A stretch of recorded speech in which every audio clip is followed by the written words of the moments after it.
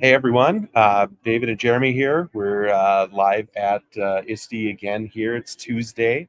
It is kind of the second full day or really third day of the conference. It was definitely a great day yesterday, and I think it's been, you know, the things that you get just elevate every single day, and it's really cool. We had some fun last night as well, and I think the highlight of it, and maybe we'll have to post a video of that later, was somebody setting a high score in Miss Pac-Man arcade game, Yes, yeah, it was which was Jeremy. pretty cool. Jeremy got a high score on the Pac-Man at the arcade, Yeah, so it was pretty yeah. cool. So look for that maybe a little bit later when we have time to go back and curate some of our resources and things that we have for the conference, which, by the way, is something that we're planning to do when we get back from the conference and have a little bit of time to digest, is to post some of the resources that we took away, some of our notes, maybe some links to different presentations that, were given here that we really connected with. So, Yeah, yep. We'll try to get the resources to you so that you can benefit from some of those things, and maybe we'll do a little focus on some of our favorite tools from mhm. our time here. So, but what was your best things from today? So my highlight today was they have in the conference area this innovation arcade where they have focus on some emerging tech tools, which was kind of one of the things that I wanted to take away a little bit here too. They've got great AR and VR experiences down in that area, and they also have areas that focus on AI. And I went to one in that innovation area today that was on developing and creating your own chatbots. And you've seen on our shows before where we have used chat gpt to develop some of our own apps, like the historical adventure guide. Yep. I know you had one to help with standards alignment for Yep. teachers, and those are really cool. And now a neat thing is that OpenAI has made those ones that you've created available to everyone to use, regardless of what account that you have. It doesn't have to be a paid account to be able to use them. However, it still does need to be a paid account in order to create them. But what was really cool here, and David and I both saw this resource shared in different sessions, is one here that's called Poe. And Poe is a generative AI that allows you to create your own bots, your GPTs, and specialize them that you could bring and use with your own students in your classroom. Basically, it runs on kind of the same platform. It's a little bit not as intuitive to use to put together as, say, like a chat gpt one would, but the cool thing here is that you can do this for free. And so I went through, like, for example, I created one here today. I made one in chat gpt on like the 6 degrees of separation for Kevin Bacon, and I copied basically the same directions that I used for that in ChatGPT, and I put it into Poe, and it gave me like almost exactly the same results. Like, it was really that good.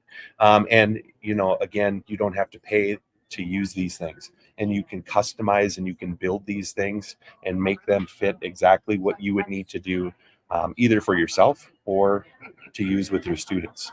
So really neat thing that I was able to find. The other thing, this came from one of the keynotes that we saw, was this resource here called Mystery Science. And right now, if you sign up for an account for Mystery Science, you get it free through June 30th of 2025. So for a full school year to be able to use these resources, they're really geared towards maybe students up to fifth or sixth grade. And basically what you get is a student submits a question that they have that's science related, and a real scientist, like a marine biologist or someone, will come on and they will record a video response answering that question and giving it in the language that would be understandable to those students. So if you are able to, or if you teach science at all at those levels, great resource. You should check that out. Cool. Yeah, David, what were your big takeaways here today? Yeah, so I actually took a little bit of a different approach today because yesterday I spent like all my time in sessions. It was like back-to-back sessions all day long, and I went to 2 today. But then I really focused on kind of trying to make it around, because as you can see behind us, like right here, this is one of the other areas. So it's not just sessions when you come to ISTE. There's these playground areas where you can listen to people speak on different topics, and a lot of it is like tool exploration and creating things and all that. So that's a really cool aspect. They have a posters section as well, the learning labs, the esports stuff. There's tons of stuff like that. So I took a lot of time today to walk around to those areas, because I didn't do that yesterday, and wanted to pick up things here and there. And from my sessions, like one of the really good sessions that I went to was by Holly Clark. There was Ultimate AI Learning Toolbox. So she went through some of the stuff that you and I have talked about, but then gave a lot of examples of really great tools that are out there. So Brisk came up, Sora, things like that. So she was showcasing some of those things, and that's one of the resources that I was able to grab. So hopefully we can push that out as well. Yeah. The playground area, one of the coolest things that I saw was this idea of sketchnoting, which honestly, when I saw it, I think a lot of people, can I do this? A lot of people would probably recognize that from books or things like that. But the whole idea is to combine like your sketches with you can put text in there as well, but it's to capture an idea. So a lot of times, like an example that he used was, if kids get done reading a book for class or whatever, do a sketch note project where they can draw things from what they remember from the book and label things. And he kind of like, it was cool because he went through and he explained to us that if you can draw like these 6 shapes that he listed or whatever, you can do this. It's not like this complex art thing. So were they drawing them on paper, or were they drawing them digitally on a device? Yeah, so he was doing it with a device. Yeah. And he actually went through some of the, let's see here. So he went through some of the tools. Let's see if I can pull this up. And he had, so tools like the one he used was called Procreate. And so you don't have to use that one. You can use Procreate, or there's Fresco, which is a Adobe tool. And then he also showed some of the tools that a lot of our teachers would be familiar with that have some of these concepts as well. So like Book Creator, Figma, Canva, OneNote, all of those are things that you could use to work with kids on these, like the sketchnoting. Yeah. So what a great way to help them remember and connect the content to bring things together, especially complex ideas. Yeah, and a way to make it visual. Yeah, and it's accessible too, because like if you started with the premise like he did was these 6 shapes. If you can just draw these individually, which it was like a square, things like that, very simple. You can use that to do your sketchnoting. So that was, to be honest, like that was my greatest takeaway of the day. I thought it was cool, but I like creative stuff, and I like to create things. So I use Canva all the time, obviously. And so that was really cool for me.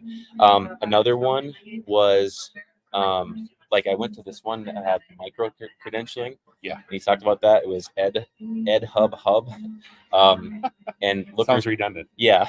And Looker Studio was the thing that they used. And they used micro-credentialing with students, so giving them badges.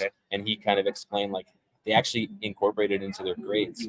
So if you don't have a badge, that means you're not passing like that unit or whatever. So they tie it to units and things like that, and standards. Yeah.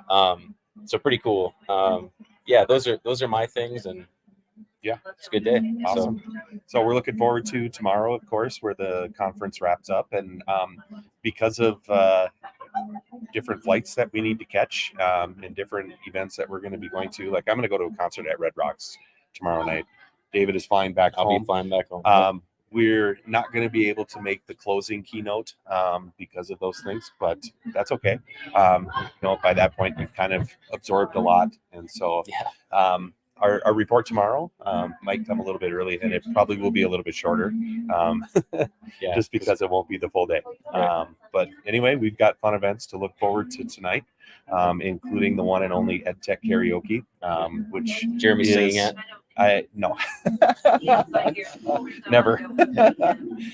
Which is kind of like one of the highlight events after the ISTE day is done, and it's just always a great time every year. So Yep. and Hosted by Cymbaloo, right? Cymbaloo and ViewSonic and Max Cases, among others. There's probably like 7 or 8 different sponsors that they have, and they just put on a great show. And it's really cool to see that everyone that gets up on that stage is an educator. And they're super good. And they're super good. There's so much Very good. talent that's out there. So if you get the chance, definitely come to ISTE and go to the EdTech karaoke. So, Yep. All right. We'll see you tomorrow. Yeah. Bye.